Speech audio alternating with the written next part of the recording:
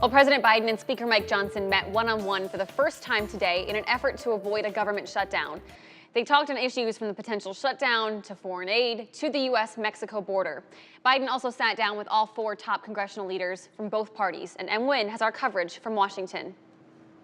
An intense meeting at the White House as President Biden pressed top congressional leaders to break through their legislative deadlocks, the looming government shutdown, border security, and aid for Ukraine.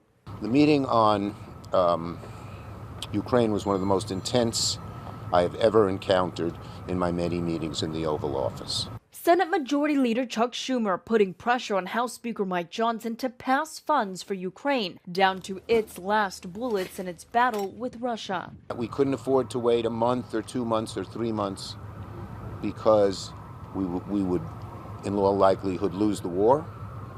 Allies would turn away from the United States. We said to the Speaker, get it done. And with the U.S. staring down a domestic funding deadline this Friday, Speaker Johnson hopeful they can keep the government funded. We're very optimistic. We believe that we can get to agreement on these issues and prevent a government shutdown. The president giving a stern warning of the dire consequences if lawmakers can't reach a deal in time.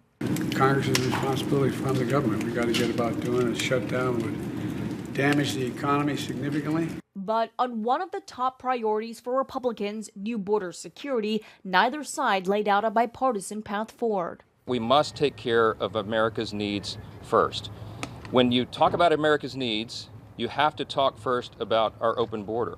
The State of the Union address is also set for next week. When asked if it'll still happen if there's a government shutdown, Speaker Johnson dodged the question, instead expressing confidence that they would keep all federal agencies funded. M. Wynn, ABC News, Washington.